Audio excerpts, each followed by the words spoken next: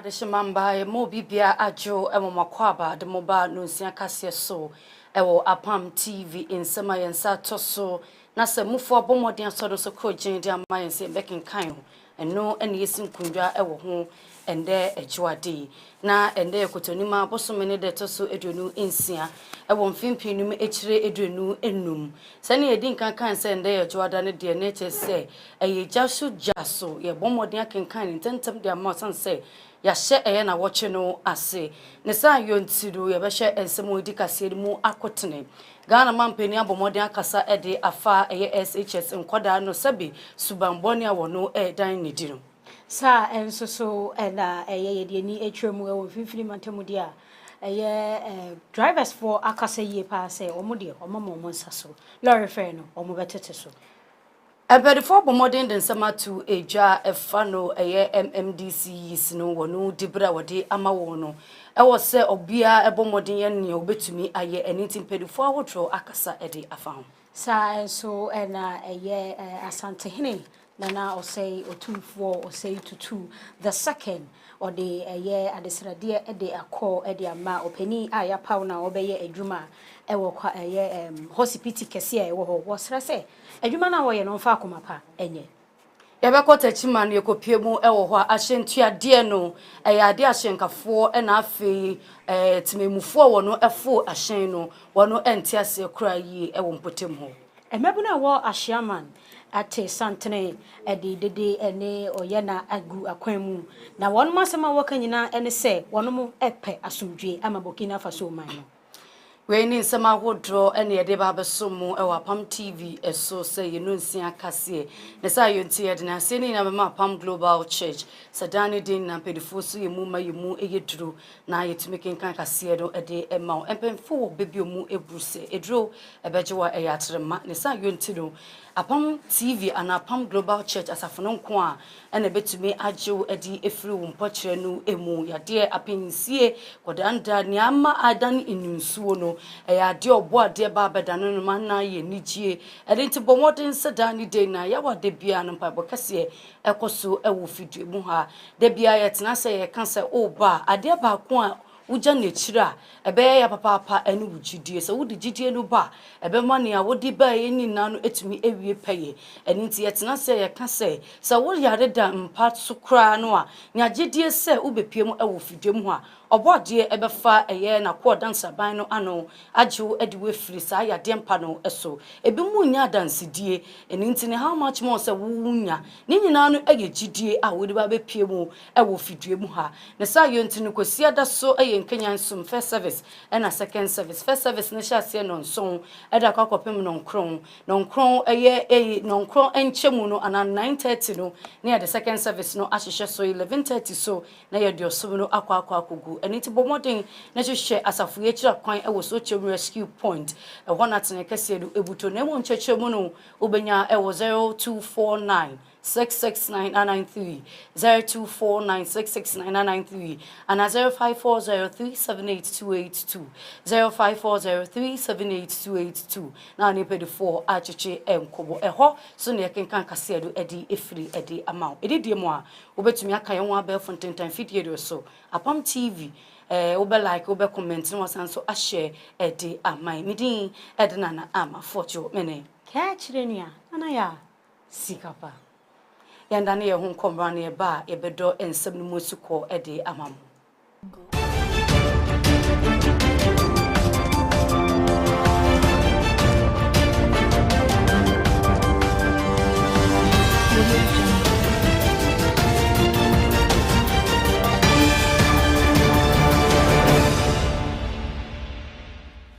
mo se otena se ema ye twa ye ho sima eba ye mesanso mo akwa babiem ede wo aba Apam TV so ye bɔwura kase ni mu dia na eye nano ndeda Ghana mampani ede ensem bi etudwa mo amani tua se enra no na eye African Union de Enuti omampani etra se no ewo na gwam kese no asema woka nyina ne se eye na rehopa ye na esanso obosanso ede ne nan eba besi honom aye ntotoye mienu miense bi se de be ya Ghana niema akọ anchew enkane no obehwe na wahwet no waye ne ye esan se eye ekuro te se UK and France omubedi Ghana manso no na asefem pa enuti opani no etwere ni nsemu.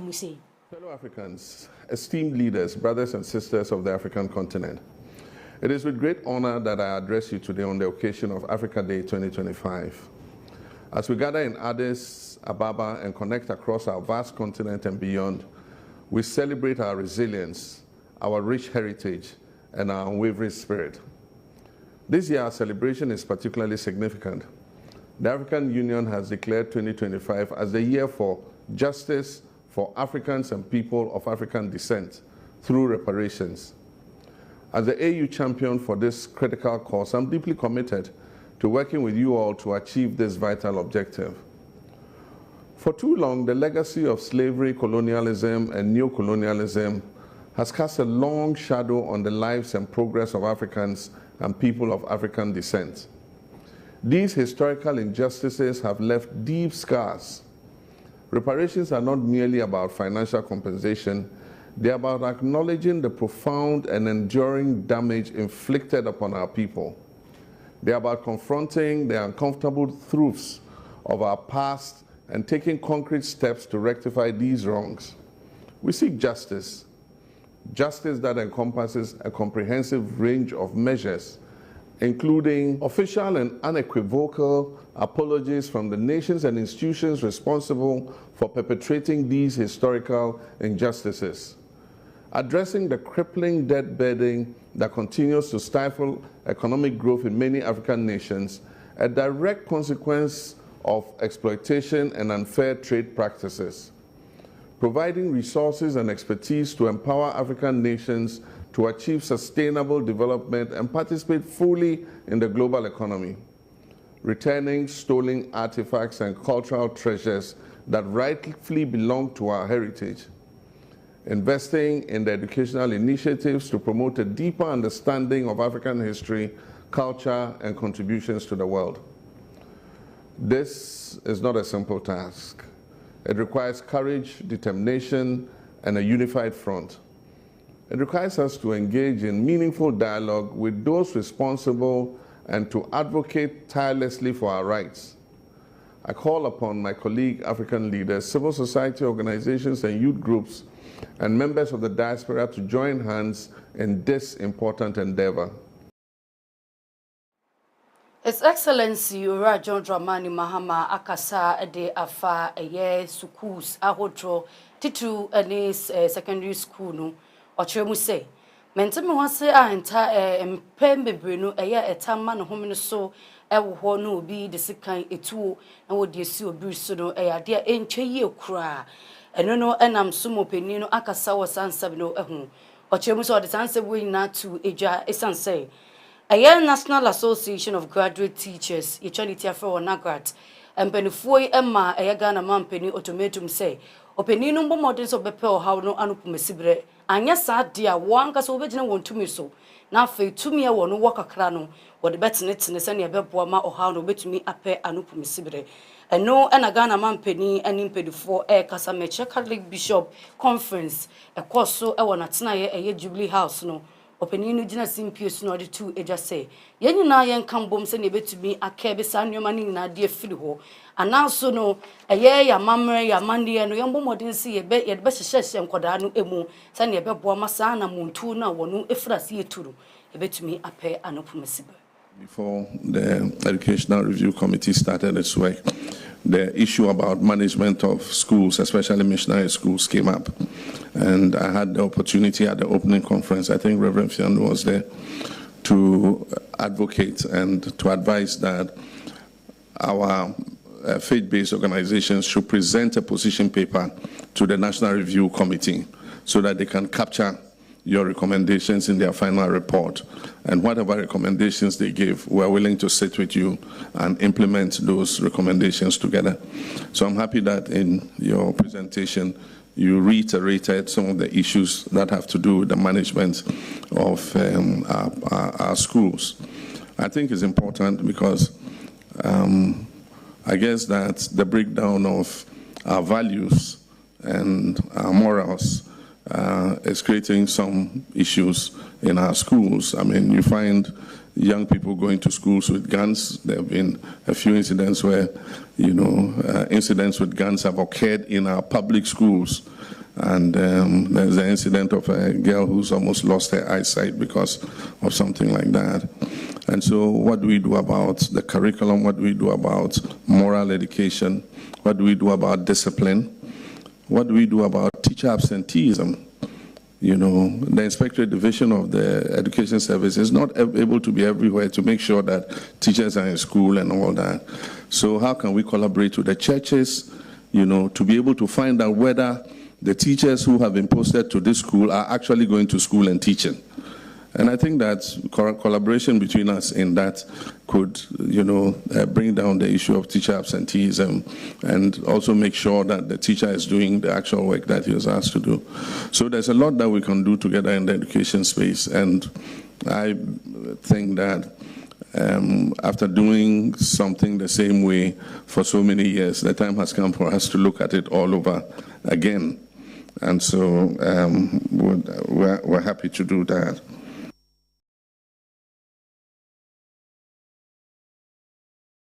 Yefrisa and semi so na yediani atremu ewo asante mantanimu dia na yediani atremu ewo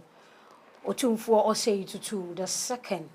asante hene na ode ensembi akọ ede ama sisi awopeni a yapaw no se onfa eniguma pa entai Kwame Nkrumah Okomfo Anoche Teaching Hospital Okomfo Anoche Teaching Hospital openi pa kwesi bodu I'll say to Ade and Sema Kwamani say, was Serena a Juma or Kwakoyano ewo hospital honum no, one far coma pa, na a feuni yam, no one year Juma ding, said ya beya, a bit me abwa or my Ghana. Sabia idea in a poem was here Nico. Sure, him diabeko. And tea letters I was saying, me and the break quiet before sweating. I said, Nipabia in Nimchan, say him fan, a bar mete 1 year Dimbako, and tea quaint be a before sweat the Babua, Marco for Noche in the bay. Now, no one say in Kabum, you may dear Shamon son, Sabi, a dana wouldn't was so free. When they were management, was a free. Now, if you want my body in swap no dear Cosso, no Mushia, most margin, no more, say it. I was on my body, no,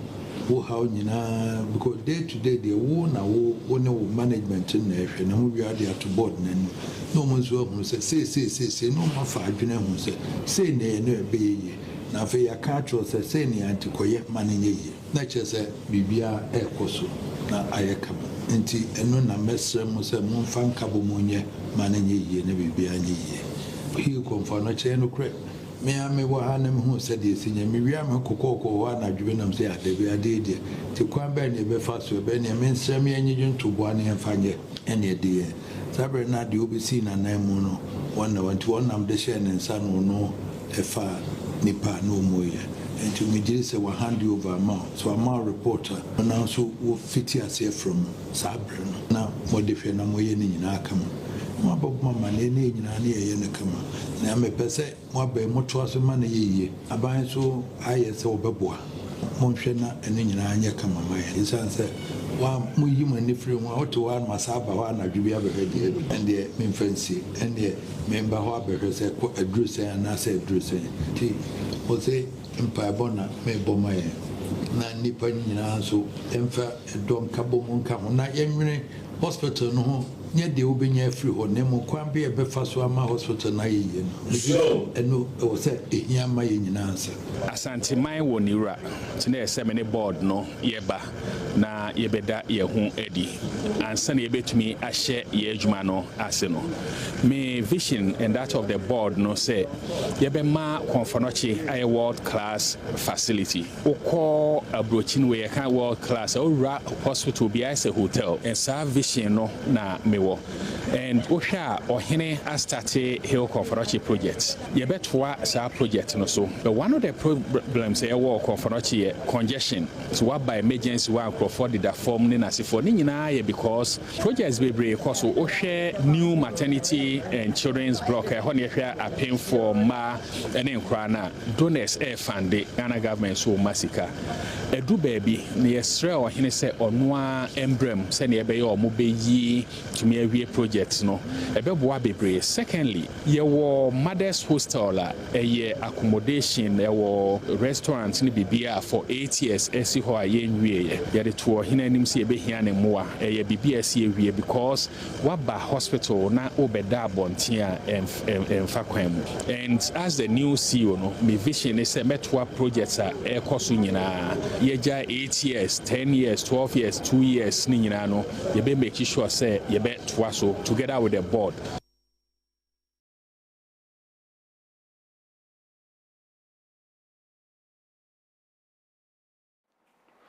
Yare Kaseɛbɔ efri mu ewo konfanochi aban yare sabia na fiedie ni ache mu ewo inkane Chief Justice her ladyship Mami Sophia Abena Ekufu akache Maame na bomode agina simpie so dia futu akọ ede ama amban dwumayefo kyerɛ mu se woye adwuma imprempren na wokosua sabempenufo a aba abesin ekwa emfa hye emba na ense hye ɔkyerɛ mu se enkan nsania ebi mu yi omakoma mu ade ye adwuma eboa ama nkofo tuminya so emfa so na neoma tumi ekokɔ okosu yie wɔ ndwuma emu no ɛyɛ ade a wohwɛ ne imprempren enini mboebura yie kura eni nti obɛsrɛ sɛ titiriw ne mban dwumayefo no office no wɔmmɔmɔden sɛ wɔbɛkɔ no nchi akwa akosua na ma wɔmfa amanyosɛm emfɔdefɔdo esan sɛ amanyosɛm no bɛfɔdefɔdo ho a ɛma neoma enkonkan ɔkyerɛ nsɛm no mu sei. Understanding and acceptance of the concept that position is not possession and leadership is stewardship, not ownership. If you will have an attitude of ownership to your work, it should be in the sense of I am doing this as though I own it and I'm taking it along with me. Not that I am doing it and lording it over everybody because I can. No. We must discern and commit to the basic truth that we hold positions, whether elected, appointed, or inherited. And indeed, whether obtained through merit or nepotism, we still hold it in trust for the people and with their best interests as the measurable basis for every outcome, legislation, and or agenda. Public office in Ghana in particular must return to its roots as a place of service to the benefit of all the people of Ghana, not self-enrichment, self-aggrandizement, or advancement of any political party, of any parochial interest, any partisan agenda, or the individual self. We must reject the unacceptable but rapidly entrenched culture that sees public office and roles as stepping stones to personal wealth and social prestige. When our youth constantly observe leaders and supposed role models amassing unexplainable and unaccountable riches, they are being taught that cutting corners is an acceptable norm and they are not answerable to the law. That is wrong. We must all come to the understanding that both the means and the ends must be morally justifiable and accountable. Yako esem fufromu edia na eye Ghana man penny Eshebo say on 120 days or the Niama Ebegua Quemu. But she be a washen said you'll be born in your no or Bema Abemu Sanso and I'm so Emma and Niaman or the Niama Egua Quemu. Na Adiana eha Ghana my pa yesika sem yesidi no na atetia pansampa na eni nentu a egyina so. Dan so Ghana man peni aye ehun ebibi ama sisi a yesidi no egyina brane ankasa ye. De sa yonti ela eye APP openi awada ekuo no ano aba bebo Ghana man peni abaso pa se edwuma wo ye no wa ya de pa se wa hwe ama Ghana yesidi no egyina brane. GDM is the best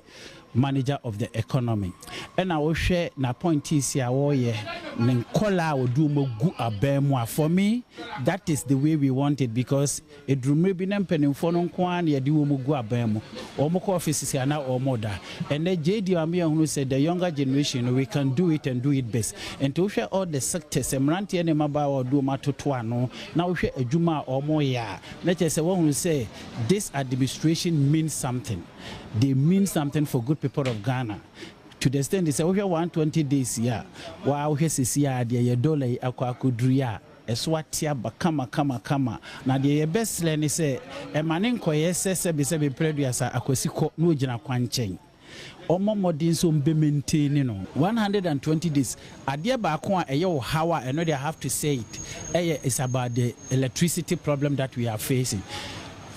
Nancy Obaye will jump electricity tariff to about 14%, right? And Tiamra will just have 14%. And now we are expecting you say, Ubetima maintain electricity na amaye. But as I say, I'm saying Dumsono is taking over. As I say, Ama Hochra Abagana for so. And Obeshem Ranti and Mabawa, the only thing that they are doing is gambling. Ya money be sube sibra no mo ya dentra because a juma any one montra. And we need a government who can create noble environment. Obama a juma abama mranti and mabawa yajuma. And also the way JDM have started ya. Oko IER, o must start it. Oko your friend is say, Omo national organizer, Omo so start here, Omo more employment. That is fine, but yeah, Pim so the Free Action People's Party wono akachi di ni achiemu ewo Ghana Manufactured Awards. Jumedi no koso na wachi ewie ye won kampuni mantemu ha. Eno no enam so ama injuma etitiriwu ene enintin bomodin be pie mu anampenifo awodro no ebe pie mu ewo jumedi no ase wochire mu sesa jumedi wono edi ede ama injumeku awodro wono aboa ama oman Ghana etumi afa nentima pa no efra ne san yonti no wono de abasobo ekoye ede ma mpenimfo sane obetokoso aye wono ejuma ne dada setne bi awodi no ede ma oman Ghana enu no echire no na Owura Richard Jr. Ojina simpie so de afutu ekoye ma omanfo se ye ne Yankopon boa na won sato biribi so se ye wa ejuma no wo modern se botaye esiso aye vision no obema abem. Ghana Manufacturing Awards, every year in 9 years. Now, every year, I say there's an improvement, and I say there's competition. Because I said last year we will be a core award before HSCQ, but this year we say another one. I bet joining because we say we winning. And my say, let me bring my health safety procedures to bear. So that's competition, because there's so be producer then maybe produce this number of metric tons. We person will produce more. We be exporter and we say export and I mean me exporting more. And when you export, that's when we get forex number. So for us, over the 9 years, at least who is the best growing CEO of the year, for instance, I can say CEO of the year, by 1 year, 41 years at Familk. But we had 1 year, it's over 100% growth. And we so born a baswa, obeying, obey more. And so that's what we intend to do all the time. Say, yeah, say a more basso. More. Ghana has the chance to redefine what manufacturing means on the continent, not just as an engine of growth, but as a driver of climate-conscious development, skilled job creation, and inclusive prosperity. I think of cocoa, one of Ghana's largest exports, and companies like Ferrofreak, who are using solar energy, are 100% organic and are producing chocolate right here in Ghana, not as has been in the past where cocoa is just leaving the country. Most coveted award of the night as well went to us, which is the overall manufacturing company of the year. And this is a testament to the policies that we have around sustainability, health and safety and quality. Today we are running sustainability projects that reduces our total carbon footprints in the environment by making sure that carbon emissions are lowered. Free some ways near the Niachumu or Bantama Kumase. Na Openi Francis MP our Bantama Manzinimu Francis Kwache Boache or the SMB Ababe to Janisa ma working in any say. Nya kwan ba kuso nkwan ye fa ye kodrufi e kwan bebre wo ho a eye den a ebuo epie e wa aboboa no ne sa ye nti enye de bia ne se ye bebre e wo nnwuma e ho ani ade enti wakoye wo pani a owo eye bantama mansini ni mu no de obebo modin a na ode adwuma impuntudwuma aba mansini ni mu na sisi ade wo ba be sekire mu kakra na ode communication eye abefo ntentam fidie no ode afaso ede ama endwuma ayeso easy ama emabunu no opani Francis echireni semu ese if you say enkitahudie e ade ehia bantama ha no enkitahudie ade ehia pa we oba nipa na na ahudie ekoso wo fom na obetumi atu ho na mo na we no enye setem bia no ye ba na ebetie do mo kanko ha ebi won so enra Sunday say bantama fit club enom na nam enyina ye tentini ampom ni nyina so ye kwan afaso a wo tensem free amanfo Saturday omo bobo wo bono bebre so ha nyina youth no nyina me komo ho e ko cho mo bo na mo boy on so me tensem so nti ne me de me fi say wo ye adwuma ne so amafom ne amafo me di agro antena se eno ma ni dia won tensem wan tensem so pedifo say do twasa no onum se na chiachia wo ye bibi ne so hu a obi aka nchewa hu so chiachia na watimi atene no nti we nyina ya kwan a me de gu fom se de be ya betimi aban me nkofo Bantama no manage ho pa Ghana, the whole Ghana MPP you talk about me the highest percentage of votes nto for me niagro me so for me niagro cry me who so many improvements of Bantama constituency because if you say yeah honorable Francis Asenso watch work ayen ho all the time be at least one crop for more mu school abroad or more how on be catch on board nti me who ni say empunto be braba Bantama constituency Yenjina Mrashibajani Edema Bantama Abaton Peswano Esu Ura Francis Asenso Wache and Sabduso Yenjin Kratu Edikan and Mercy.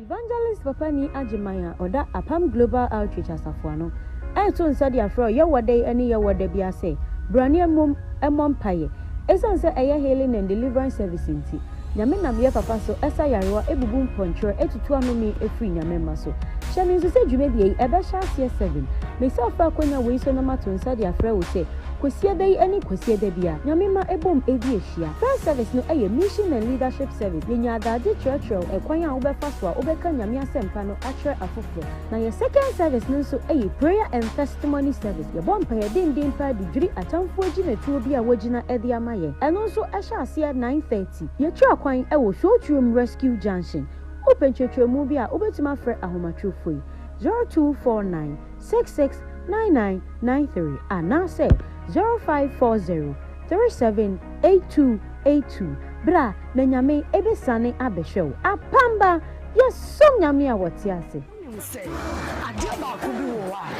yɛbɛtumi ayɛ ama wo dwumadi a wo di ana de na wo tɔ ho yɛbɛtumi abɔ wo de roma na de ntre ha ma nkrɔfo aba abɛtɔ ne sɛ yonti ɛna Apam TV yɛtoto yɛ nneɔma no so ɛde amansɛfa wo Jackson de ne bra ne yɛwɔ wo de ro ɛmfa ma wo sɛ yɛn nsase ɛna wo tɔn adan ɛna wo si tɔn ana adan wo nneɛma bia sɛ yɛ sukuu hospitals supermarket na wo pɛtɛ wo bɔ wo de ro ɛyɛ Apam TV nko a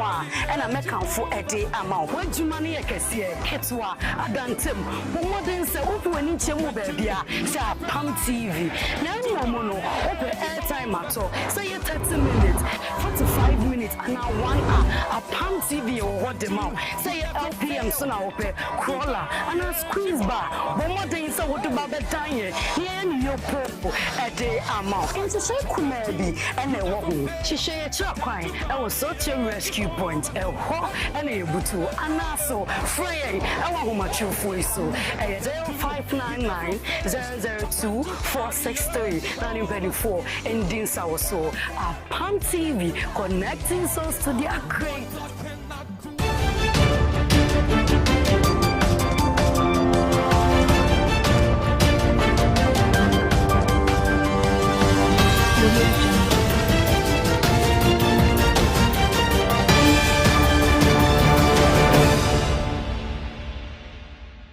Yes, I saw my wakaba BM say Oje Brema Yetran Ehusima Ebaye, Yetwaso.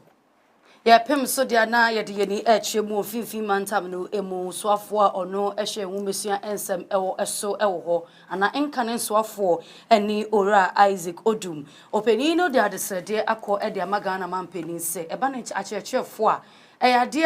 a penifo enso mumu yie kura eni nte o se penifo afi akoi wonso wo mu yie papaapa na de ba kon eye cha nsunu mu pan ene se yebeka kyerechire ni se na kyede na na ketua ewo soro eyade enyenyenyenye kura eni timpenifo embo modern se wode wonan besi form na wono aboa eya kyerechirefo esan se wona ketua ne to de bia na akem allowance no so emma eni ntino impenifo nhye na wonye neoma ye impenifo de sansemi atu eja wobra eye dwumadie bi course so ewo ekumfi eye conference na ne etoso edonu na 24 na ma impenifo ko hyiehie mu a wode sansemi atu eja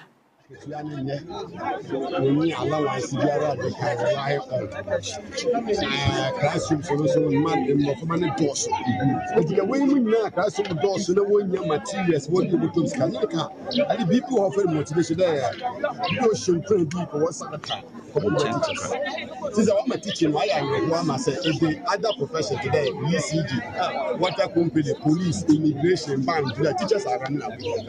after receiving 3 years of minor work they go to college one can make you one day you more find no ban power size of spending money because one year the policy jar teaching who do banana no as obi call letter come so ba na ko look good na kala na process and all the school teacher to stay until any as my kai na teacher also yes like we hear that this time bra what you but they need accommodation which we can pay something to Kinoyi and then what cost at least annually 99 CCT now when I when you the water asking the teachers now rather than one develop more maybe 4 teachers 6 teachers can come together they pay 1,000 each that would be about 6,000 if we raise it there now even 10 teachers 10,000 a month within 10 to 20 they will pay and they are ready or for retirement I mean you know then will be but better plus cancer now maybe you will cancer maybe we can say you will cancer until rather we believe that and the leadership can do this. Yemfa ye ni entremu ewo eye kwasheman a ewo nkrampumpuni mantemu hanum ashaman a ewo nkrampumpuni mantemu hanum sei no mebu na ewo honom eye peace walking omo enantesia ene se asumdwe de eno ene dikan ewo bibia emu na asumdwe anamontu omo tui ni nyina ne pomasi bre ene ne botaye ene se eye omo de asumdwe eko ede ama Burkina Faso president Ibrahim Terrell wo mo sere ne se adwuma a wɔyɛ no ɔmani sɔ ne dwuma a wɔyɛ ne paa afei so ɔmo san so de kokɔbɔ de kɔma nkuro ahodoɔ a ɔma sɔre wɔ ɔmo so sɛ ɛyɛ broni kurofoɔ no sɛ ɔmo hwɛ na ɔmo nyi ɔma no mfiri ɛyɛ abibiman no mu na Ghana anaasɛ abibiman no ɔmo mfa ɔmo ntoma ɛpa mfira esan sɛ ɛyɛ Burkina Faso president dwuma a wɔdi no ɛyɛ dwuma papa na ɔmo ani gye ho sɛ ɔmampanin bi pie sei na ɔbɛso bi boa Africa na ɔbɛhu sɛ atwie bia ne yakana hyɛ ɛnkyɛ bia na wafiri ɔmo ano ɔbɛhu sɛ animdeɛ ne adwene ɛwɔ ne tirim na agye ago ba me nso mehwɛ Ibrahim Toure mehu sɛ ɔyɛ adwuma pa ɛde ma ɔno nkasa ne man a wohwɛ a other Africa country no sɛ support na obetumi akɔ n'anim nti me de ho atiwo sɛ ndɛ mɛyɛ peace work yi de support no so we just have support the Ibrahim Toure yɛ no ɛsɔ mani pa na yɛ me ahohoho a sɛ Africa continent sɛ anya obi a watumi adan agyina ne naso because we hwɛ America kran mu a ɔba yɛ nkyɛn so adwuma wayɛ watumi asiesie kuro no kama nti ade ntina yɛmfa yɛahoɔden ne support no na ɔntumi nyɛ den anya adwuma bankɔ nkɔnim nti me wɔ ha no ma me true support ama adwuma a ɔyɛ no atumi akɔ so nubɔne deɛ ɛnya de papa because woyɛ young boy na sɛ wode ndubɔne hyɛ wo ho a wankasa woyini no woduru baabi a wotumi sɛ woyɛ weak sɛ ɔhwɛ Ibrahim a ɔnhyɛ da nyini yɛ me ɔyɛ me nua ketewa korakora but wohwɛ adwuma a ɔyɛ na wotumi sɛ saa nubɔne no wɔ ne mu a nkɔntumi nyɛ saa adwuma no nti mɛ agye youth sɛ ma obiara mfa ne ho ngye nubɔne asɛm but ne mmom ɔntra so bɛyɛ biribi de aboa ne man na ɔno nso nya so mfa soɔ na ɔma no nso nya so mfa soɔ yɛde yɛni ɛkyɛ mu ɛwɔ nsawoma duagyiri na ekopie mu ɛwɔ hɔ dia na mmarahyɛbadwani a ɔwɔ ɛyɛ abato mpɛso ano ɛso ɔno a ɛna akopie mu wɔ mmarahyɛbadwa efia ɛdɔm kuma no ɔyɛ wɔn no ɛtenetene mekyɛ minority chief whip ɛne Owura Frank Anodompre opedi no akasa na wɔtwi awieyɛ no mentem wase bi siye ɛwɔ ɛyɛ ne mpɛso ano ɛso sabi ɛyɛ ghetto guys bi na wɔde sieni ɛwɔ hɔ ɛno no nam so ama nipa baako afemu ahyere ne nkwa ama inama ne japade ahodo bebre no a ɛna asɛsɛ ɛno no ɛnam so ama Owura Frank Anodompre ɛbɔ modin kopie mu wɔ hɔ ɛdi nse ɛhyɛ bɔsɛ ade obeboa wo ho aka no na sabi impeso no so no wo hia sumdwe eni nti wo mboa masumdwe entumi embra mpotemu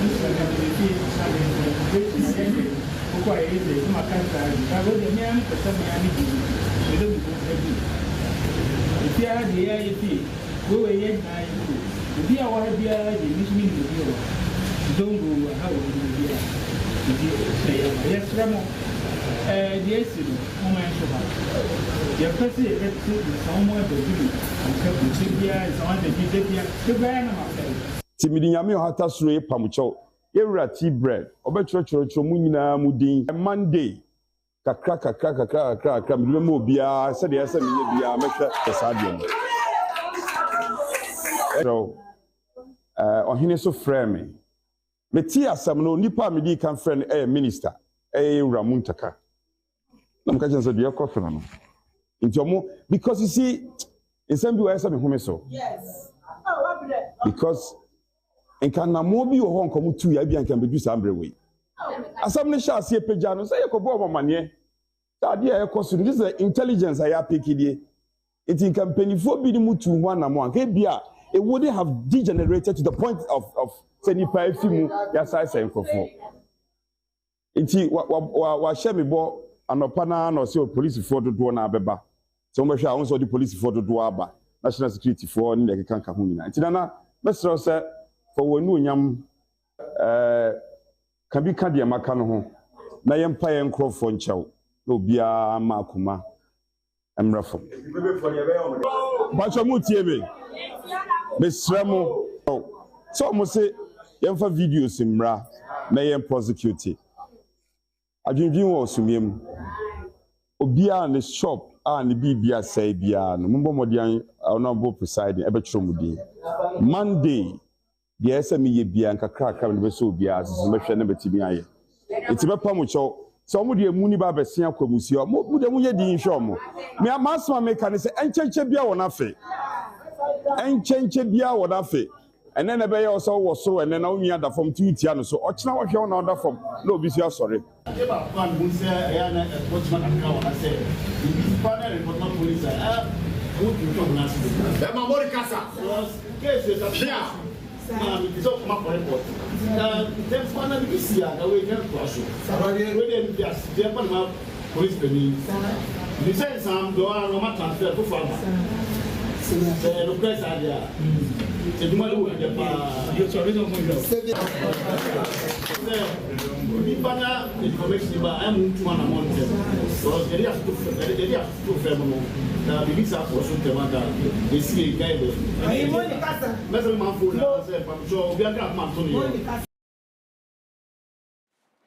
Yeah, free san say mi so ne de ani atwere mu ewo kuma se dia na ye ko atwoma pomu mo fa ncheme sementima mo ni ya na eno na mpanifo ewo honom Ghana National Association of Teachers ye twanitia omo edi sembi atudwa omo nsema omo kan nyina ne se odwani atwere mu ewo atwoma honom de a teachers fo ho akọ atwe pa obekọ no classroom bi abe ana say a whole school na teachers be te say 2 3 4 one on be chechere ade da eba ne sa entwa yie enti wode ade srede akọ ade amagana mampani se omo mode ano ntwanani emfa emra atwoma honom nyasa de a asem ebeto omo pa. So call Atwamamponwa district in Super, a very deprived district. Now I've taken time to visit almost all the schools. Ubeko school bino from KG to JHS3. Teacher 4 now plus the headmaster 4. Teacher deficit in Kwaya 300 plus. I was seeing Yatra for Dom Kwatwamamponwa. No more question. I don't go on to say, Mimi Free Classy. Teacher need be never 5 free classy. And what the back room. And the enemy na won krase no o se match a kyerefo no kɔ hɔ no mutimi kɔ kyerɛ nkwadana de eden e de man na obi wɔ hɔ a bi kra no no yɛ president